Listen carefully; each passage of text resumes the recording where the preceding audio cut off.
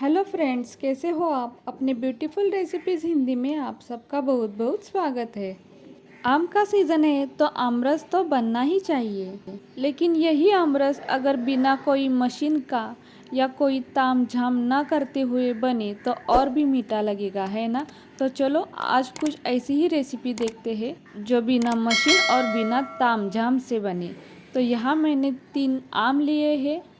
ये बहुत मीठे और रसीले हैं। आमरस के लिए ऐसे ही आम लेने चाहिए। तो ये मैंने आधा घंटा पानी में डुबो कर रखे थे। तो यहाँ एक बात ध्यान में रखें कि आम पूरे पानी में डूबना ही चाहिए, क्योंकि इनमें बहुत गर्मी होती है और जो भी इम्प्योरिटीज़ है वो भी निकल जाती है। तो अब हम यहाँ एक ट्रे लेते हैं और इस ट्रे में हम एक आम को कट करने के लिए रख देते हैं। अब यहाँ और एक बात का ध्यान रखें, यह जो जिगजैग वाली छुरी होती है ना, ऐसी ही छुरी हमें यहाँ लेनी चाहिए। इससे आम कट करने में आसानी होती है। तो अब हम इसको कट करते हैं। तो ये देखिए, इस तरह इसके सारे पीस निकालते हैं। तो यहाँ देखिए, अब हमने यहाँ आम कट कर दिया है। अब हमें लेना है चाय की छन्नी, जो सबके घर में अवेलेबल होती है। तो इसी छन्नी से आज हम आमरस बनाएंगे। अब एक पीस को हम उठाएंगे और छुरी से मिडल से इस तरह से कट कर देंगे।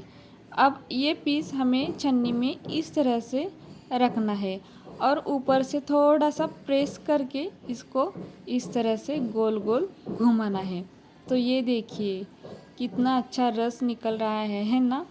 तो इस तरह से हमें ये प्रोसेस करनी है। तो यहाँ देखिए कितने आसानी से आमरस निकल रहा है ना। बहुत ही आसान है ये, किसी तामझाम के बिना। तो यहाँ पर देखिए सारा का सारा पल्प निकल गया है, ये देखिए, है ना। और साइड का भी ये आमरस हम आसानी से निकाल सकते हैं। अब हम दूसरे पीस को उठाते हैं और उसी तरह से इसका भी आमरस निकालते हैं। तो ये देखिए कितने आसानी से आमरस निकलता है। ये देखिए कितनी क्लीन हो गई है ना। तो अब हम इस तरह से सारे पीस के आमरस निकालते हैं। तो यहाँ मैं सिर्फ आपको एक ही आम का आमरस निकाल कर दिखाती हूँ, तो आपको समझ में आ जाएगा। अब बारी आती है गुठली की। तो यहाँ देखिए, ये आप छिलका आसानी से निकाल सकते हैं। इसी छिलके को भी आप आसानी से इसका रस निकाल सकते हैं। तो ये देखिए बिल्कुल आसान है ये तरीका।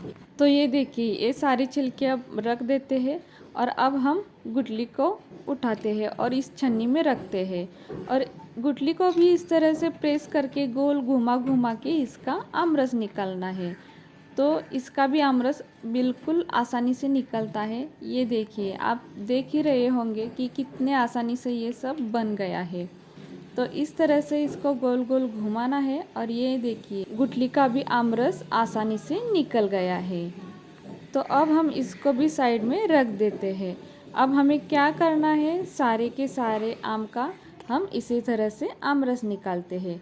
तो ये देखिए सारे आम के आमरस को निकाला है, वो भी सिर्फ चाय की छन्नी से। अब ये छन्नी हम साइड में रख देते हैं और ये देखिए इतना आमरस बन गया है 3 आम का चाय की छन्नी से। तो देखिए फ्रेंड्स कितना अच्छा लगता है ना, बिना किसी तामझाम, बिना कोई मशीन के। तो अब क्या करते हैं, हम इसमें पीसी हुई शक्कर डालते हैं।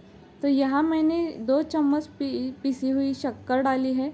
आप चाहे तो कितना ही डाल सकते हैं, जैसा आपको कम ज़्यादा मीठा पसंद हो वैसे आप डाल सकते हो।